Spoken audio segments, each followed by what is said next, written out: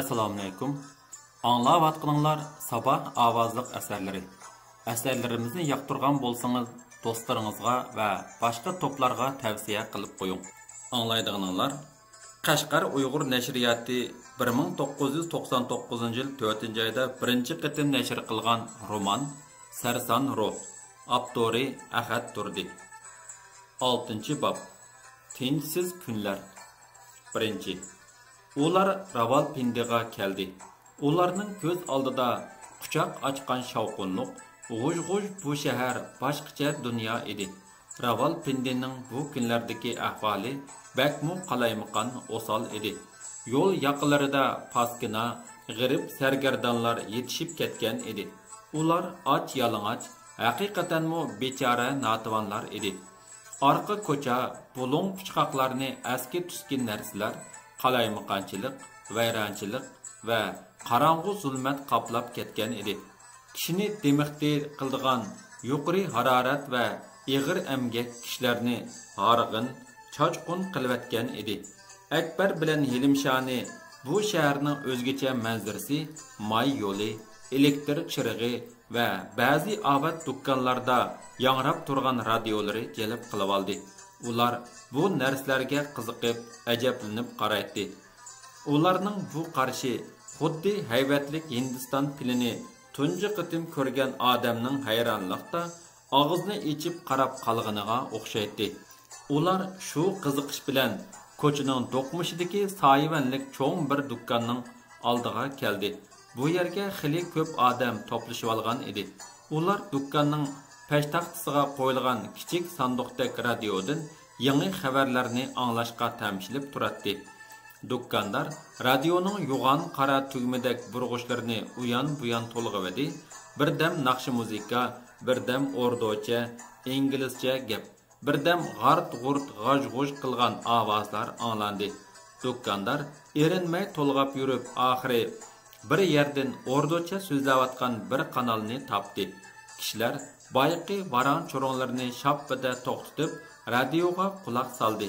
Akbar bilan Hilimshamo xuddi bu gaplarni biladigandek, bu gaplar o'zlari uchun nihoyatda muhimdek kishilar orasiga kirib jimmida turishdi. Amaliyotda ularning qiziqayotgani gap va odamlar emas, balki radio edi. Ular radioga qaragan sari aqli lol bo'ladi. Bu sirliq sanduqning ichiga birsi kirib so'zlayotgandikin desa, uningga odam patmaydi. Odam yo'qmikin desa, odamning ovozi chiqyotadi.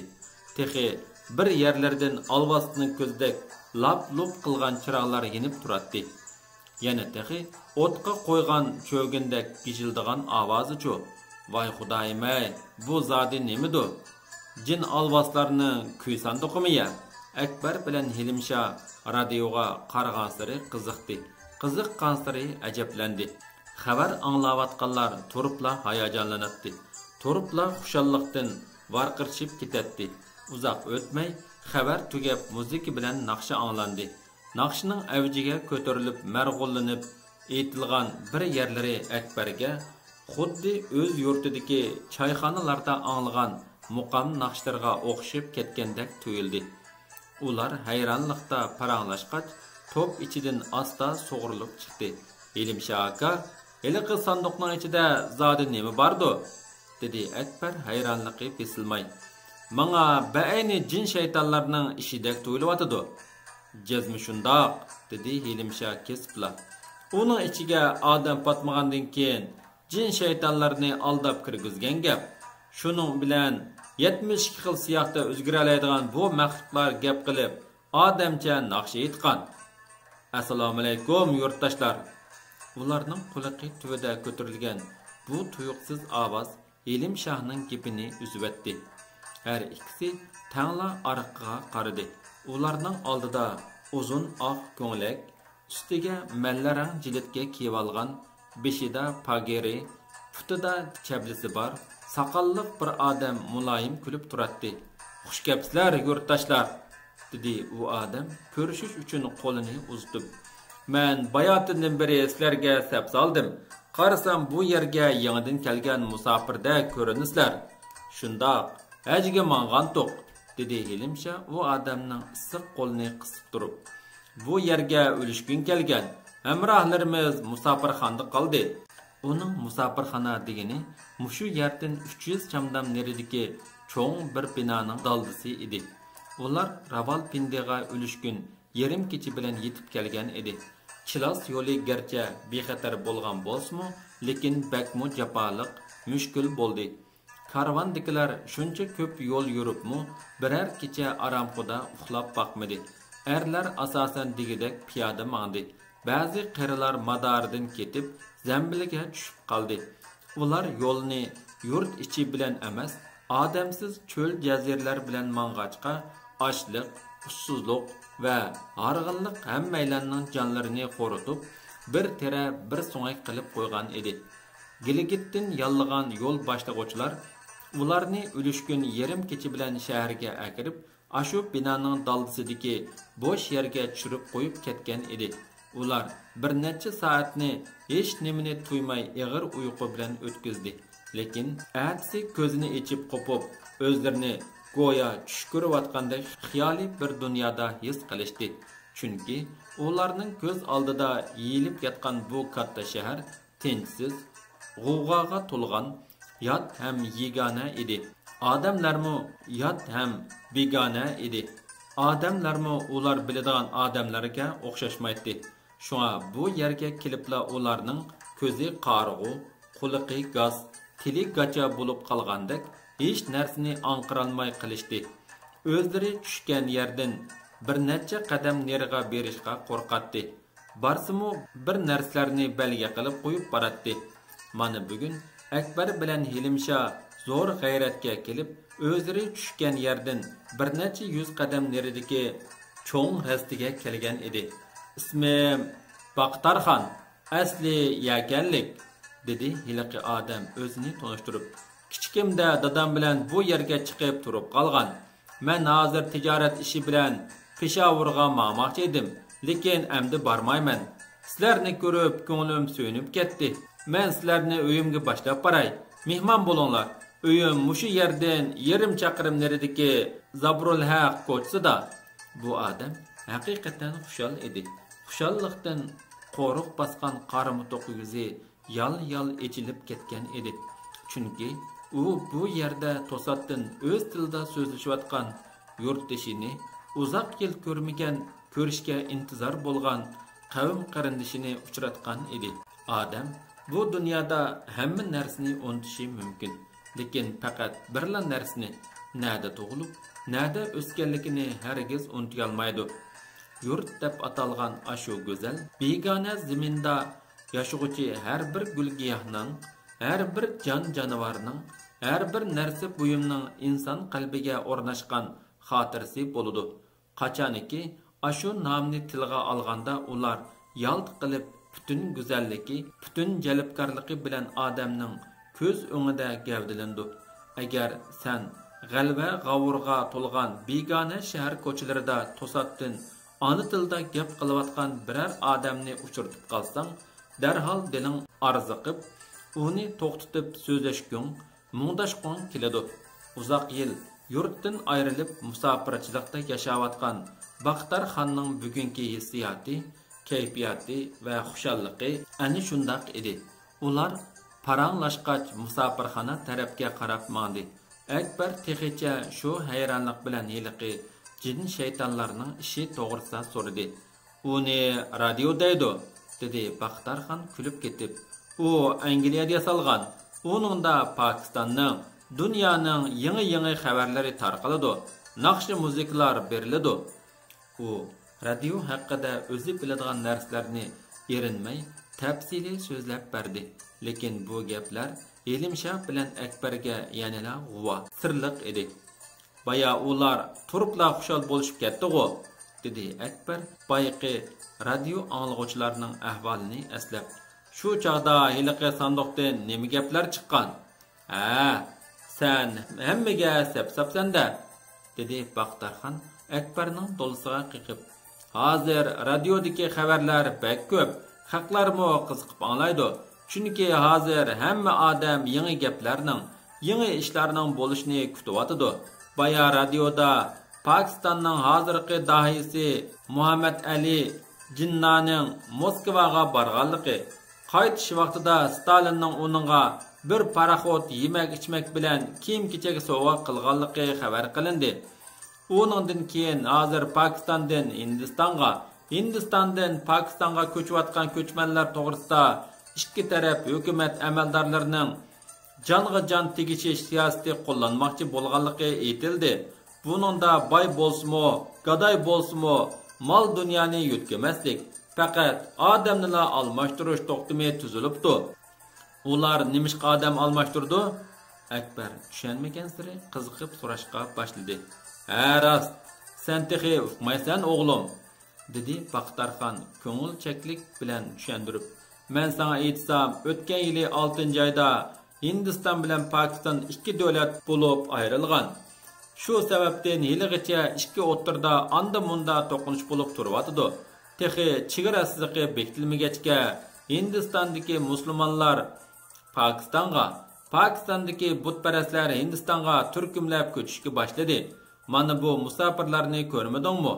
Ular shahar ko'chalarida chidir tikib, makon tutib yotdi. Hamma yerda o'layotgan, tug'ilayotgan, kasal va och zirin yurgan g'arib miskinlarni uchirta olaysan. Hozir hukumatning ishimi bek tas, aldirish bo'lib ketdi. Bularni o'rlashtirmasa, holdan xabar olmasa bo'lmaydi.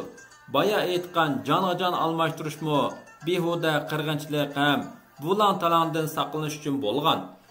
Bo'lmasa, ketayotganlar o'zaro guruh bo'lib, musulmonlar butparastlar musulmonlarni o'ldirib, bulan talon qildigan gap. Bundaq ishlar o'tganda ko'p bo'lib, haqlarni bak parakanda qilayotgan.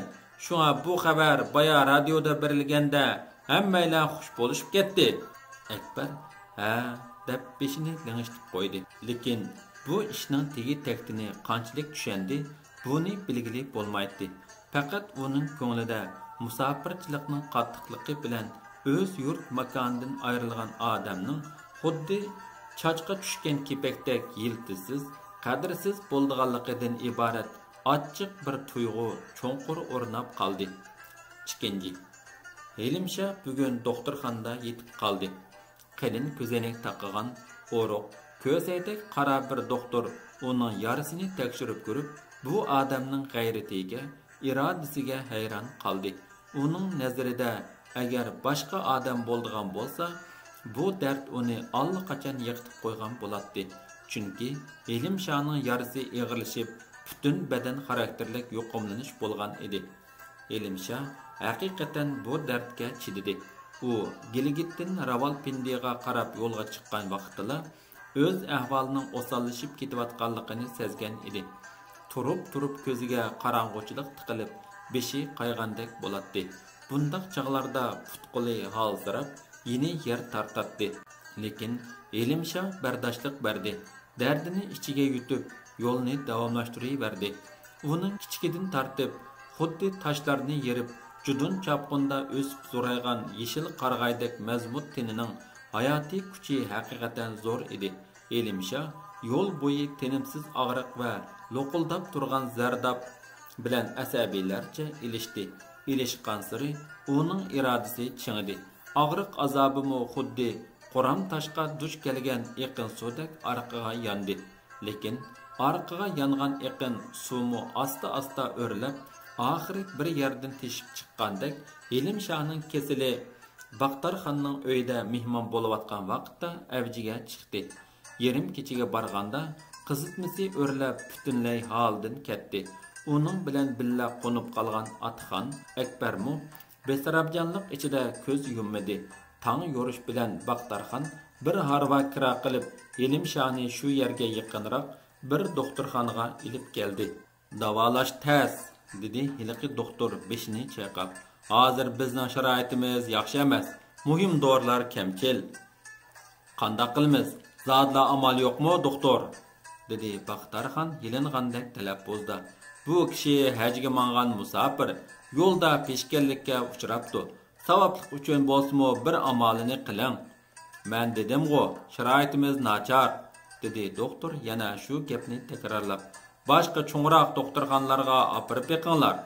Atxan oq pancho yektikining qo'yun yanchuqidan bir narsani elib, doktorning yiniga keldi va muloyim ovoz bilan: "Doktor, oqshomdan beri kasalning qismisi tushmadi.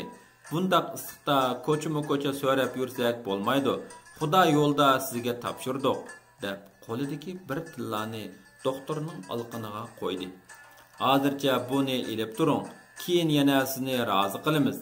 Doktor olqinda parqirab turgan 10 so'mlik ingliz tillasini ko'rib bir oz yumishdi va bir yordamchisini chaqirib, Yelimshani jiddiy qutuldirish bo'limiga o'rinlashtirishni buyurdi.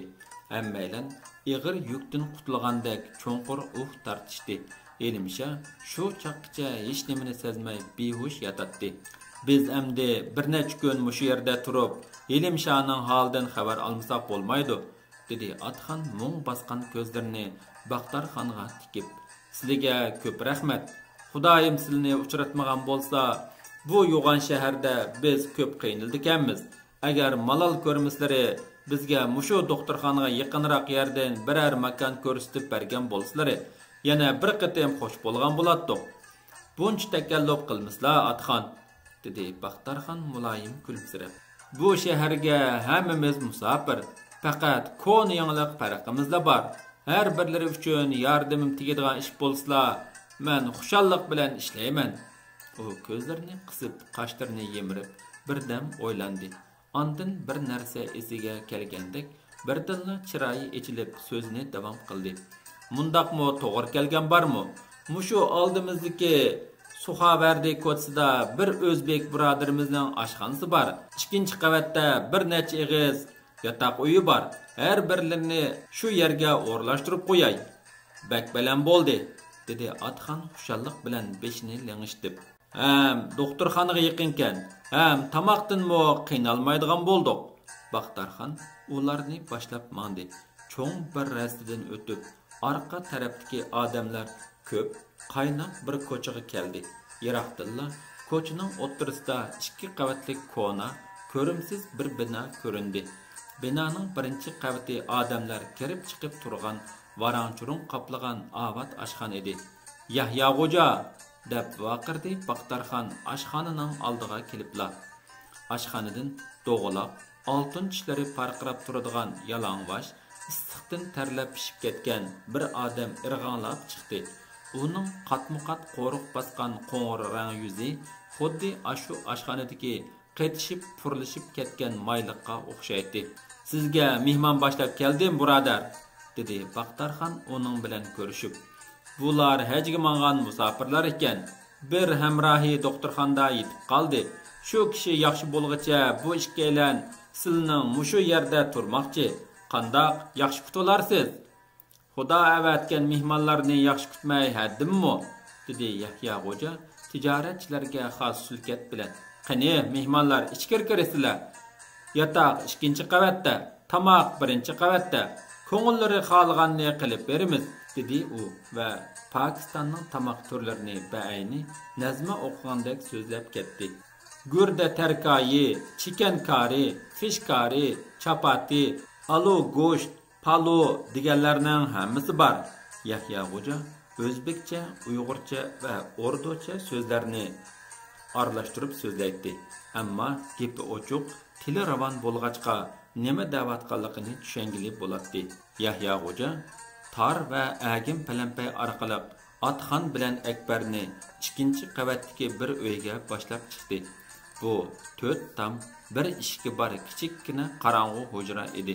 Uyni olib bulmach yo'rtib turgan xira yo'riqliq qiyib qolgan eshikning yo'chuq arashlaridan tushib turadi. Daq yerga rangi o'ngib, maynatchilikdan qetishib ketgan bir parcha kigiz ilingan edi. Kigiz ustiga 2 dona saman takiya bilan 2 parcha moz adiyal tashlab qo'yilgan edi. "Xudoga shukr", deb o'z-o'ziga pichirladi Atxon. "Beshimizni tiqadigan mushundoq bir makon tepilganiga shukr, chunki u tunugundan beri ko'cha-ko'ylarda yetib ketgan och yalang'och musofir sargardonlarni ko'rib, odam qadrining bu darajada xorliqidan ichida Allohga nola qilgan edi."